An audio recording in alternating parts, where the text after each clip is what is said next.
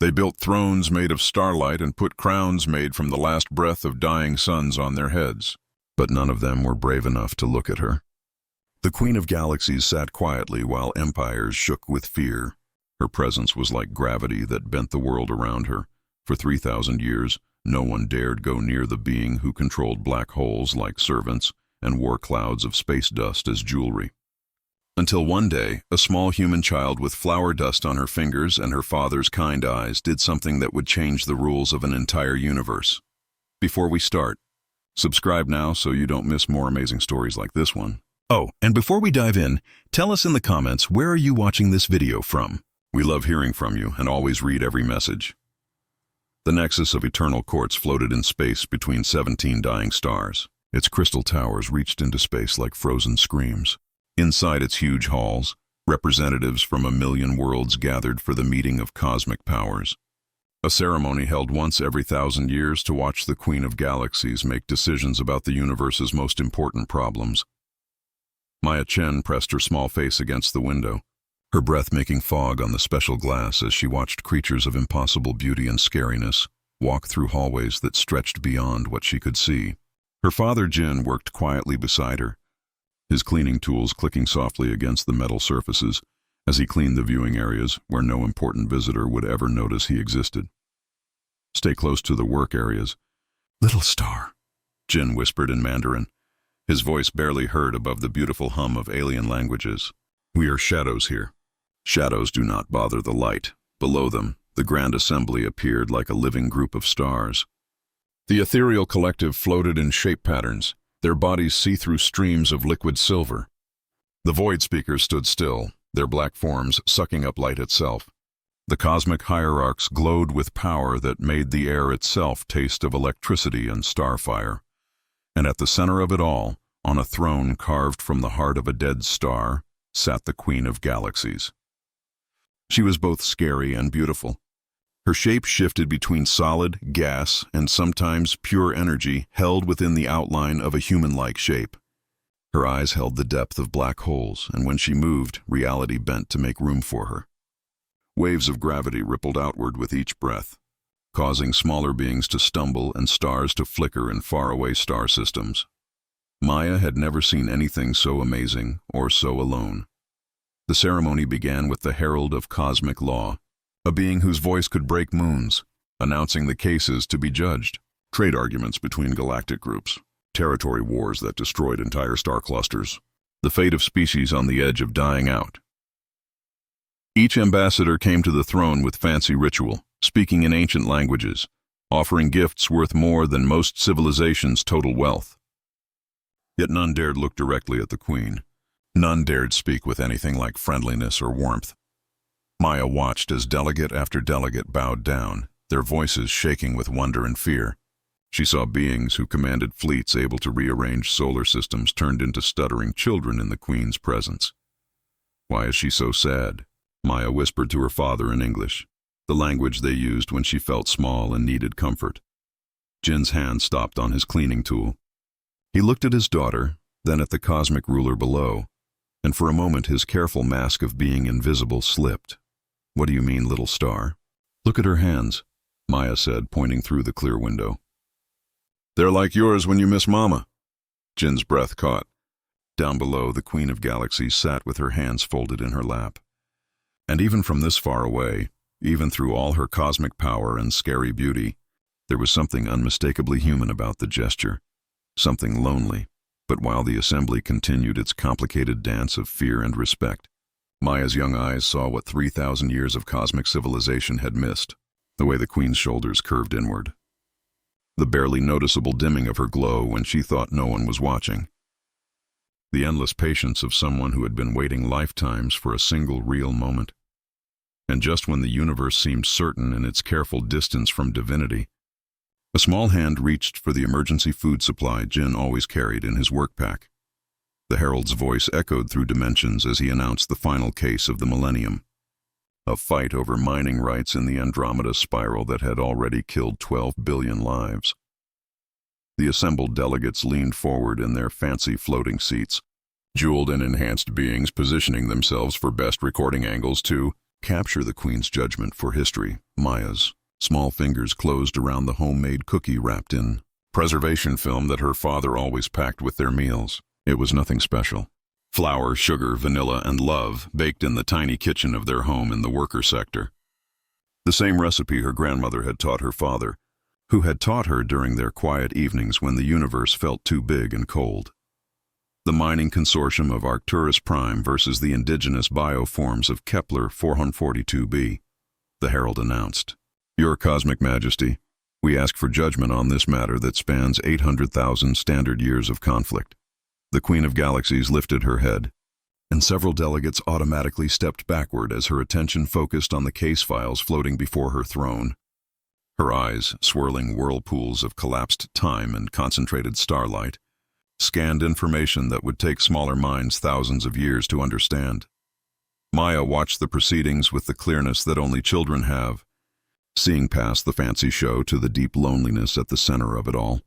Every being in the assembly radiated respect, fear, even worship, but not one offered simple recognition of the Queen as anything more than a cosmic force to be kept happy. "Why doesn't anyone just talk to her?" Maya whispered, holding the cookie tighter. "Because she's too important, little star. Too powerful. Too far above us. But she's lonely." Jin's cleaning tool clattered to the floor. The sound, though tiny in the huge space, seemed to echo in the sudden silence that had fallen over the assembly. The Queen had gone perfectly still, her judgment paused mid-thought, as if something had caught her attention. Down below, the herald waited with endless patience. The delegates shifted nervously in their seats.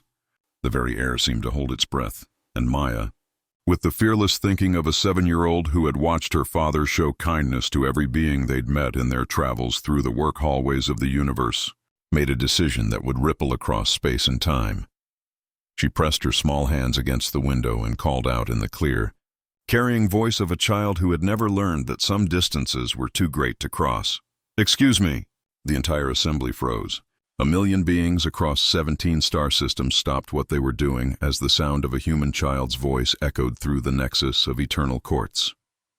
Security systems began turning on automatically, but even the ancient computer system seemed caught off guard by this never-before-seen situation. The Queen of Galaxies slowly turned her head upward, her cosmic gaze finding the tiny figure pressed against the viewing window high above the assembly floor. Maya smiled and held up the cookie, its simple brown surface visible through the preservation wrap. "You look hungry," she called out with the straightforward caring of a child who had never been taught that offering food to lonely beings was anything other than the most natural thing in the universe. The silence that followed could have swallowed suns. No one believed this moment was even possible, but the tremor that ran through the Queen's form, a barely noticeable shift in her cosmic presence, spread across the chamber like the first ripple of an earthquake that would reshape the very foundations of galactic civilization. The herald's crystal form flickered, his eternal calmness cracking for the first time in recorded history. Security drones appeared from hidden openings, their weapon systems charging as they tried to figure out this never-before-seen breach of rules. Yet they hesitated, caught between their programming to protect the assembly and the complete absence of any actual threat. Maya pressed closer to the window, her small face glowing with innocent determination. "My dad makes really good cookies," she continued, her voice somehow carrying clearly through the chamber's sound design. "This one has chocolate chips. Well, they're not exactly chocolate because we can't get real chocolate out here, but they taste almost the same." Jin reached for his daughter with shaking hands, his face pale with terror and something else, a desperate kind of pride that his child had inherited his mother's fearless compassion. "Maya, we have to go," he whispered urgently. "Right now." But Maya shook her head, her eyes fixed on the cosmic ruler below. "She hasn't eaten anything this whole time. Dad, everyone's bringing her fancy stuff, but no one's bringing her food. Down in the assembly." The Queen of Galaxies remained perfectly still, her attention locked on the viewing window. The gravity changes around her throne had settled into something like curiosity, a pattern the cosmic scientists among the delegates recognized but had never seen from her before.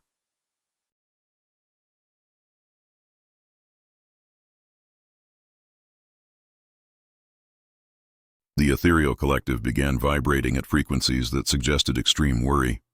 The void speaker's black form started to crack with what might have been confusion.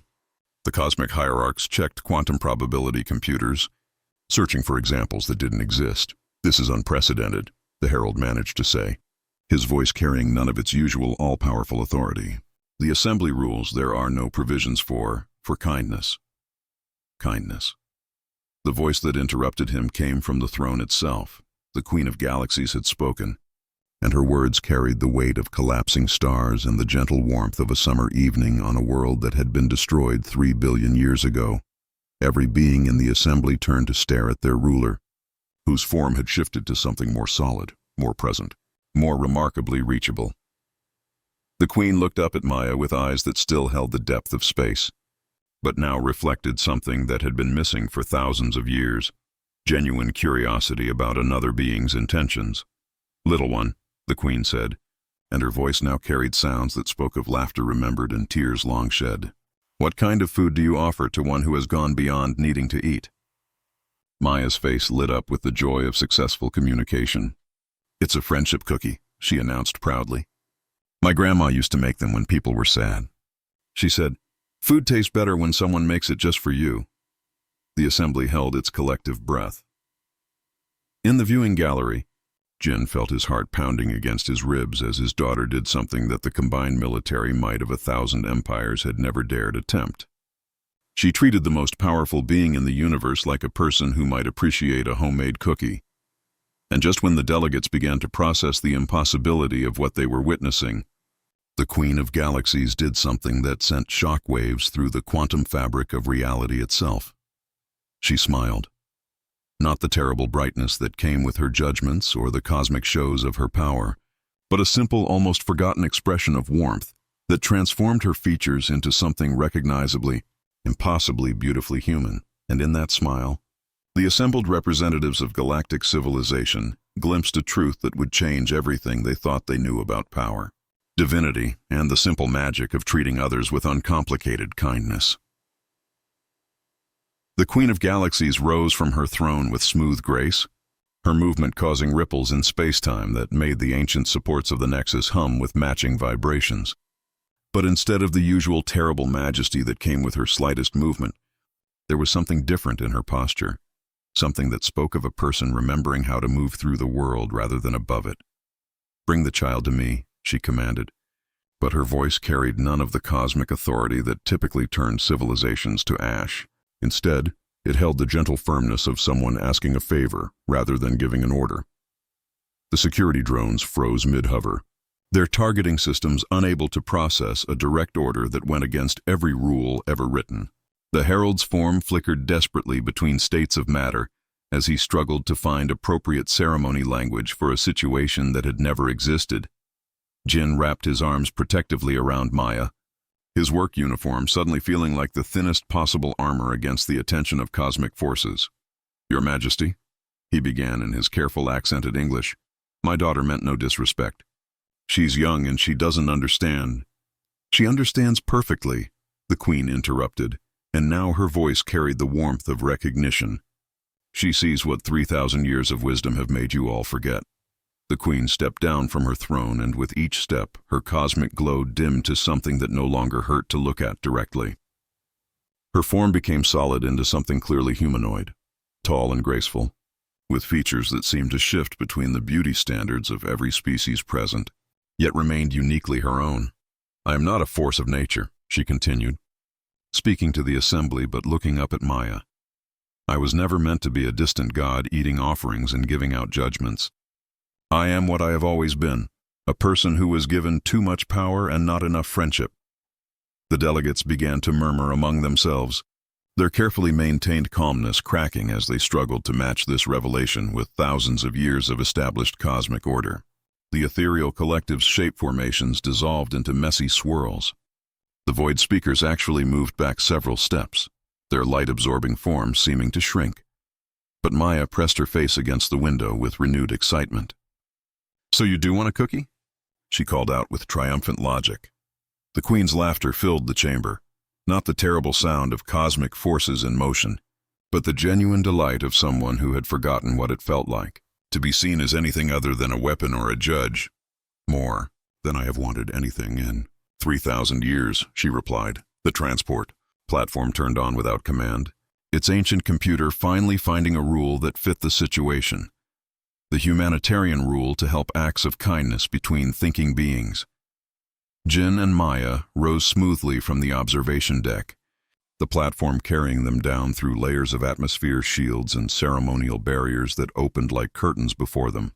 As they came down, Maya waved enthusiastically at the assembled delegates, who watched in stunned silence as a maintenance worker and his daughter approached the cosmic throne that had been untouchable since before their civilizations had learned to split atoms.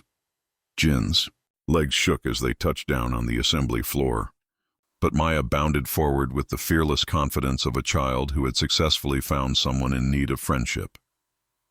She stopped just outside the gravity field that surrounded the Queen's throne, held up the wrapped cookie and offered it with both hands in the gesture her father had taught her for giving gifts to honored guests. "I made it myself," Maya said proudly. "Well, mostly myself. Dad helped with the oven parts because I'm not tall enough yet." The Queen of Galaxies knelt down, actually knelt, bringing herself to Maya's eye level. Up close, her features were clearly visible, ancient eyes that held the weight of ages, but also the spark of curiosity that had never been put out. A face that spoke of countless worlds visited and wonders seen, hands that had shaped the destiny of species, but shook slightly as they reached out to accept a simple cookie from a child. And suddenly, the assembly understood that they were witnessing not the weakening of a cosmic force, but the return of something far more powerful, a person who had remembered how to be human. The Queen held the cookie as if it were sacred, her cosmic awareness focused entirely on the simple mixture of flour, sugar, and love. "What is your name, little one?" "Maya Chen, and this is my dad, Jin Chen. We keep the viewing areas clean." The Queen's gaze shifted to Jin, who stood frozen between terror and wonder. "Jin Chen, you taught her this kindness." Jin found his voice in his love for his daughter. "My wife taught us both, Your Majesty. She always said, everyone deserves to be seen. Everyone deserves to be fed when hungry. Your wife was wise." "Where is she now?" Maya's expression dimmed. "She got sick on Kepler Station. The medicine was too expensive and insurance said humans weren't priority patients. But she told us to keep making cookies for lonely people." The silence carried a different quality, the cosmic ruler learning that her subjects had been dying from lack of basic care while she made judgments on territory, disputes. The Queen lifted the cookie to her lips and took a small bite. The taste, simple, sweet, imperfect, made with love, triggered something deep. Tears flowed down her cheeks, each droplet containing crystallized clouds of space dust from thousands of years of lonely existence. "Do you know who I am, Maya Chen? You're the Queen lady who nobody talks to because they think you're scary. But you're not scary. You're just really, really alone." The Queen closed her eyes, and when she opened them, they no longer held distant cosmic forces. They held warm recognition. "I am Zara. I was born on a small planet called Etheria. I was a botanist who studied how to make plants grow in impossible places." The assembly pulled back. Their god had a name, had been a person, had grown food instead of commanding stars. 1,000 years ago, I found an artifact that merged me with a dying cosmic being. I thought I was saving my people. Instead, I became something that could save everyone but touch no one. Until today, Maya stepped forward and patted Zara's knee with natural comfort. "It's okay. You can touch us now. Look, you're holding my cookie just fine." Zara's laugh was liquid starlight, her tears entirely human. "Yes, after 5,000 years of isolation, a little girl with flowers on her fingers has given me back my humanity." Zara looked at the assembled delegates, changing from cosmic ruler to someone who remembered what it meant to be part of a community. Every being understood they witnessed not just the return of a person's humanity, but the birth of a new age where power would be measured by willingness to offer comfort. Zara stood slowly, Maya's small hand still resting trustingly on her arm, and faced the assembled delegates with eyes that held ancient wisdom, softened by rediscovered caring. The cosmic glow that had made her untouchable for thousands of years now pulsed, with the warm rhythm of a heart that had remembered how to beat for others.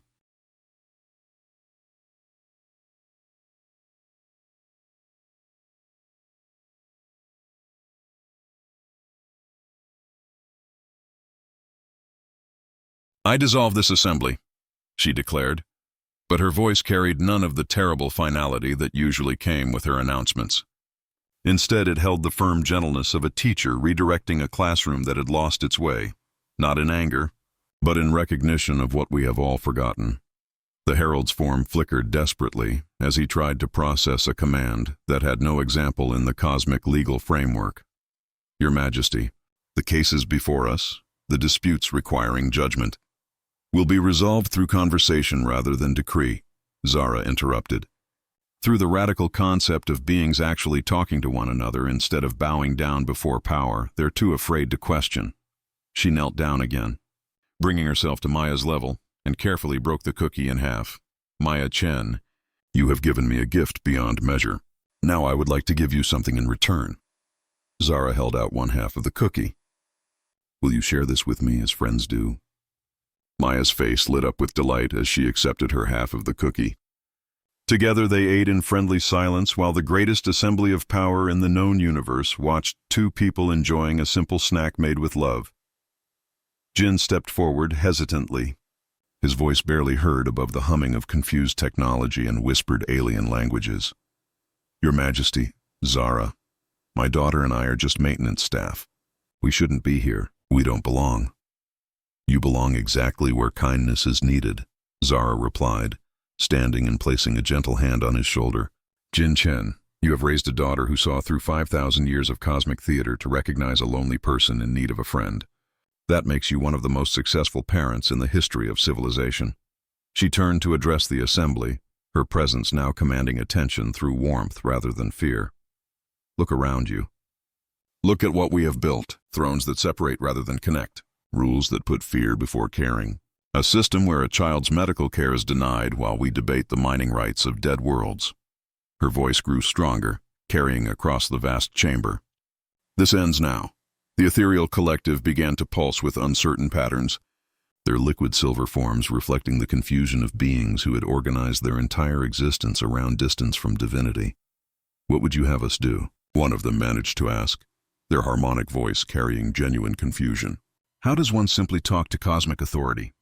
Maya tugged on Zara's flowing garment, the motion as natural as breathing. Like this, she announced to the assembly. You just say hello and ask if they want to be friends. It's not scary. Zara's smile could have powered 1,000 suns, but it warmed rather than burned. The child speaks truth. I am proposing something that will terrify those who profit from distance and hierarchy. I am proposing that we govern through relationship rather than fear, that we make decisions based on love rather than power, that we remember we are all people regardless of the cosmic forces we may command. She gestured to the vast assembly, her movement creating ripples of light that felt like invitation rather than control. Who among you will be the first to try a conversation instead of bowing down? Who will risk the radical act of treating power as a tool for service rather than separation? The silence that followed was pregnant with possibility. Ancient systems of thought began to crack. Thousands of years of established order trembled on the edge of change. And then from the section reserved for the youngest delegates, a small voice piped up in the clicks and harmonics of the Aquarian collective. Hello, Zara. Would you like to hear about the poetry my people write about lonely stars? Zara's laughter filled the chamber with the sound of joy discovering itself after a long exile. I would love nothing more. And as delegates began to carefully step forward, drawn by the magnetic pull of genuine connection, Maya smiled up at her new friend and whispered, See? Everyone just wanted to be friends. They were just scared to try. The Queen of Galaxies, Zara, the botanist who had learned to grow caring in the impossible soil of cosmic isolation, nodded with the wisdom of someone who had finally come home. 6 months later, the nexus of eternal courts had been transformed into something unrecognizable and beautiful. The scary throne had been replaced by a circular garden where beings from across the galaxy sat on comfortable surfaces that automatically adjusted to each species' needs. The air hummed with conversation instead of the rigid rules of cosmic hierarchy. Maya ran between flower beds that Zara had grown from seeds collected during her travels, laughing as she chased crystal butterflies. Her father worked alongside maintenance crews from 100 worlds, not as invisible servants, but as honored participants. The change had spread far beyond a single space station. Species that had never spoken began working together. Trade arguments were solved over shared meals. The universe discovered that conflicts disappeared when approached with genuine curiosity rather than rigid following of power. Zara herself had changed in ways that went beyond the merely physical. Though she kept her cosmic abilities, the power to control matter and energy on a galactic scale, she used them now like a skilled gardener rather than a distant judge. Where once she had given verdicts that shaped the destiny of civilizations, she now helped conversations that allowed beings to shape their own futures through mutual understanding and compromise. The Herald, who had spent thousands of years announcing formal judgments, had discovered an unexpected talent for helping make introductions between species who had never considered they might have anything in common. The Void Speakers had become poets. Their gift for absorbing light transformed into an ability to absorb and reflect the emotional feeling of cross-species communication. The Ethereal Collective had become teachers, their mathematical precision perfect for helping beings translate concepts between completely different forms of consciousness. But the most important change was in how power itself was understood throughout the galaxy. The old model, where strength meant the ability to destroy and authority meant keeping distance, had given way to something far more radical. The recognition that true power lay in the willingness to be vulnerable enough for genuine connection. Maya, now 7.5 and fluent in 14 forms of alien communication, had become something unprecedented in galactic history, the first ambassador of friendship. A position created specifically to help beings remember that beneath all their differences, they shared the fundamental need to be seen, understood, and cared for. On this particular day, she sat in the garden with Zara, teaching her new friend how to braid flower stems into crowns, a skill she had learned from her mother during their brief time together on a mining station that felt like a lifetime ago. "Zara," Maya said, her small fingers working with practiced precision, "do you ever miss being scary?" Zara considered the question with the seriousness she gave to all of Maya's questions, which had proven to be among the most deep philosophical challenges she had faced in 5,000 years of existence. "I miss the certainty," she admitted. "When I was the Queen of Galaxies, I always knew what was expected of me. I knew my role, my distance, my function. This new way, it requires me to be present for each moment, to pay attention to how my actions affect others, to consider that I might be wrong about things I had taken for granted for thousands of years." Maya nodded wisely, her expression serious with the weight of understanding beyond her years. "But being scary is lonely," she observed. "And being friends is scary too. But it's the good kind of scary. Like when Dad lets me help cook dinner and I might burn something, but we're doing it together." "The good kind of scary," Zara repeated, smiling as Maya placed the completed flower crown on her head. "Yes, I think you've discovered something important, little ambassador. Growth is always frightening, but when we're frightened together, we can help each other be brave." As the artificial sunset painted the garden in shades of amber and rose, beings from across the galaxy gathered for their daily sharing circle, a tradition that had grown naturally from Maya's simple observation that everyone seemed less lonely when they knew someone was listening to their stories. Jin approached them, his face glowing with the satisfaction of meaningful work and the quiet pride of watching his daughter change the universe simply by being herself. "The evening meal is ready," he announced. Ambassador Xylan brought something called comfort soup from the Spiral Nebula, and the Arcturus delegation has contributed what they call grandmother's healing bread. "Apparently every species has food that tastes like home." Maya jumped up, already moving toward the gathering crowd with the magnetic enthusiasm of a child who had never met a stranger, only friends she hadn't made yet. "Coming, Zara?" she called over her shoulder. The former Queen of Galaxies, now simply Zara, botanist, friend and student of the radical idea that the universe might be healed through the simple act of beings choosing to care for one another, rose and followed. The small girl who had taught her that the greatest power in the universe was the willingness to offer comfort to those who needed it. And as they joined the circle of beings sharing food and stories under stars that had never seemed so bright, the universe itself seemed to exhale, a cosmic sigh of relief from a reality that had finally learned to choose connection over conquest, caring over control, and cookies over cosmic intimidation.